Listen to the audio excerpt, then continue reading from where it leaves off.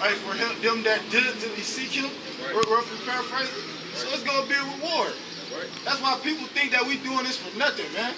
You know? If I'm mistaken, I believe it's in one of the book of Timothy where it talks about a close of Paul. He said, I fought the good fight of faith. Matter of fact, grab it. Yeah, I'm right. Second Timothy's, I want to say, read this. This is the book right here. This is verse 11. And we desire that every one of you do show the same diligence to the full assurance of hope until the end. Yeah, they said make all of y'all show the same what? Desire. The same diligence. They say diligence. Yeah, bring that part back. It says, and we desire that every one of you do show the same diligence. Yeah, because when you go into that word diligence, the Greek word is spadozo. There you go, brother, the water. All right, and then one of the definitions for that word diligence, it says to exert oneself. You know, so because me and the brother was just having a conversation about how we was in the spirit, and now we kind of tired. You feel me? Because that's what you do. Yeah, you exert. You gotta exert all that energy that you have, man. You exert. If that's all the energy that you got, that's what that word diligence goes back to. Exert oneself. You got it. To the full assurance of hope. To the full assurance of hope. Yeah, that's right. To the end, though. To the end, man. Yeah, man. When you, man, hey, like brothers always be equating this to like sports and stuff like that, man. Or even if you were like you watching the MMA fights, man. If you ever seen Conor McGregor when he fighting, that dude, he fight with all his might, man. He give his whole heart to it, man. That's how you gotta be in the truth, man. The Lord know when you holding back, man. He know when you holding back, man. He know when you was up one day, you could have did a video, you know what I'm saying? You half-assing it. Jeremiah 48:10. Somebody grab Can we agree when y'all doing y'all rock high? Okay, not only sodomy is forbidden on Sunday, but it's a sodomy forbidden Monday, Saturday. Jeremiah 48:10. Cursed be he that doeth the work of the Lord deceitfully. Monday, and cursed be he that keepeth back his sword from blood. Yeah, you can do that twofold, baby. If you hold your sword, you hold that sword back from that blood. You gotta let these damn heathens have it, man. You gotta let them have it, man. And J2. Yeah, and J2, man. Hey, I was saying, you gotta make a nigga feel bad. Hell yeah, man. That's how you gonna get to these niggas. That's right. And that's what it is. Eventually, we gonna start making them feel bad through the spirit of power. You feel me? Hey, saying, that we gonna consume them by the words of his mouth. That's right. That's what Jake. For the fight that's coming. Yeah. Right. Yep. How you make them feel it? How you think Stephen made Jake Tibbs, man? You go to the book of Acts, man. All right, Stephen made Jake understand what it's like to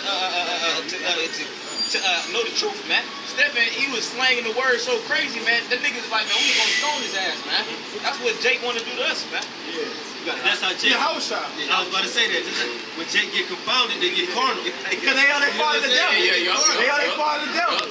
The birth of nation. He was cutting them. You black bastard. Man, what? That's how Jake is, man. They are their father the devil. You know, I was lucky. I was like, you get the niggas with like, hey, what that word mean? Yeah, man, what you mean? Then he get mad and shit. Even when he was in the world, when you say something, Jake can't come back like that. I'll beat your ass. That's all they can say. Bring that out. That was Timothy. Second Timothy 4:5. Right. But watch thou in all things, endure afflictions, do the work of an evangelist, make proof of thy ministry. Let's say make full proof of thy ministry, man. So and when you look at that word evangelist, all right, an evangelist is a bringer of the gospel, man, of the glad tidings, man. All right, a lot of you brothers, man, bring that part from the top out. 2 Timothy 4:5. But watch thou in all things. Hold it right there. But watch thou in all things, man. When you go home, man, you ain't supposed to be on the news, man. Like Apostle Art say, man. See, I got news sites, I got articles, man. You supposed to be aware of what's going on in the world, man. Being a watchman, man. All right? You gotta be aware, bro. You gotta be aware, man. Like a lot of the brothers don't know, man, that what's about to happen with Trump, man. All right, this dude just straight up said I ain't gonna attend the meeting. And another thing is, North and South Korea, they're still, just like negotiating properly.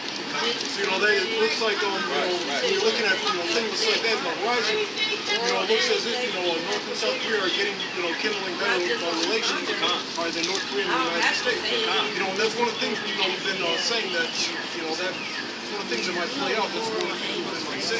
Yeah, because what's gonna have to happen is them weaker nations, they're gonna have to form together, all right, and form alliances in order to combat the evil. Here we go. Right, Obadiah 1:7. All the men of thy confederacy have brought thee, right, even to the border. The men that were at peace with thee have deceived thee. Yeah, it said the men that were at peace with had deceived thee, man. Those other nations that's currently at peace with America because of the trade deals and the the goods that they can bring in, they gonna eventually trade on you, man, because of your unrighteous dealings, man. Esau, the so-called white man, his reign is coming to an end, man. You ain't got that power like you used to have, man. That witchcraft, man. You watch a movie from back in the day that when you was younger, that shit put hella demons on you. Now you watch a movie, you straight up see right through it, man. You know what I'm saying? Or you watch anything that you saw, you see right through it. The smart flash. They don't care about y'all, man. How are the things that we saw searched out? How are the things sought out? Yeah, that's Esau. Like everybody, their mama know about the Illuminati and plenty of other things that Esau trying to hide, man. Like I said, you look up a false flag event, it's supposed to be so-called real, like brothers see right through it, man. And then we make a video on it, man, expose you, man. That's because the brothers got the vision now, man. You got something? Yeah, he said it to me. 2 Timothy 4:5. But watch thou in all things, endure afflictions, do the work of an evangelist, make full proof of thy ministry. Yeah, it said endure afflictions, man. A lot of the brothers, man, like Apostle Torres just said on the recent video, he said Thinking Out Loud video, he said a lot of you brothers, man, you just getting weak, man. You get tired, man. You know what I mean? You tired of catching hell and all that, so you just hang throw up the towel, man. That's what this thing is about, man. The truth is about you neglecting your flesh, man, and that ego that you had in the world, man. You said, what? Suffer? Yeah, suffer, man. Suffer how about you? Somebody give me Matthew 11, man. Get that towards the end, the last couple verses. You supposed to suffer in this thing, man. You supposed to know how it is, how your life was, man.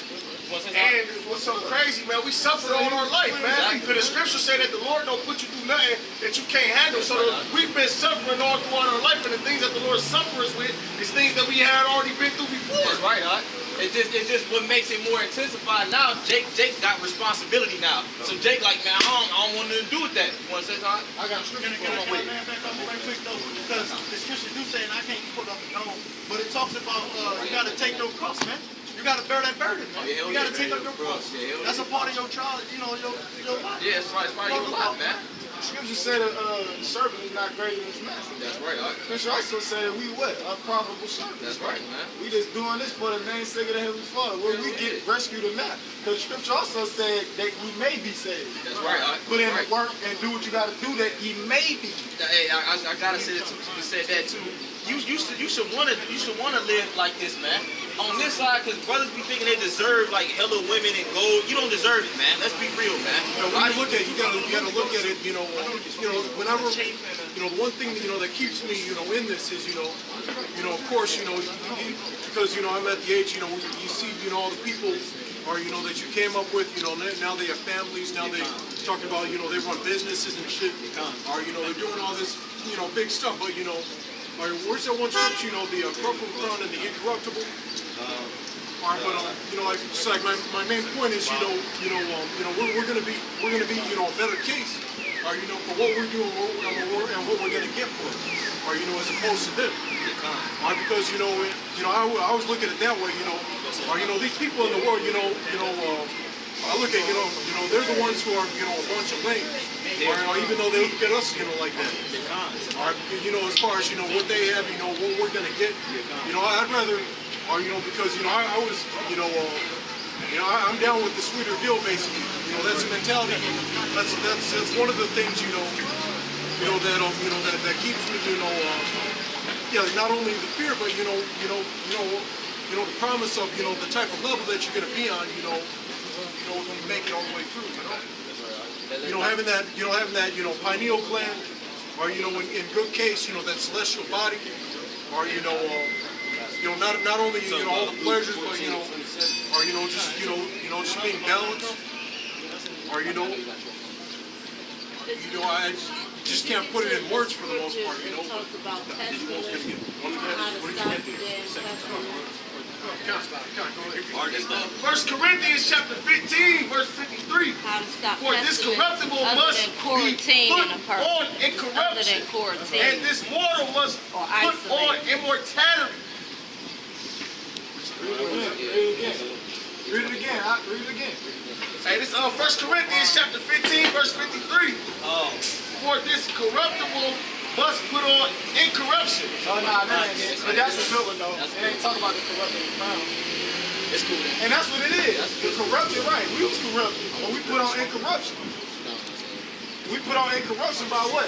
Following the laws, His commandments. Coming back to this covenant that the Heavenly Father set up with us. Okay? I'm going to read this real quick. This is Isaiah 53 and 3. He is despised and rejected of men. Oh yeah, beautiful. Yeah, and that's like, man, that's the chapter that Apostle Bar and the other apostles went through that you should be familiar with, man. This whole thing about us entering into the truth and learning of Yahweh Shem Yahshua. You supposed to learn how it is on how the Lord lives, man. A lot of brothers, man, you come in here, like I said, like the apostle said, you come here for the wrong reasons, man. Seeking self-vain, you want to be that dude in all the precepts, whatever. Yeah, you came in with your buddy. Yeah, you came in with your boy, you know what I'm saying? A lot of guys see that, and that's another thing too, man. A lot of people, like that. That's why, at a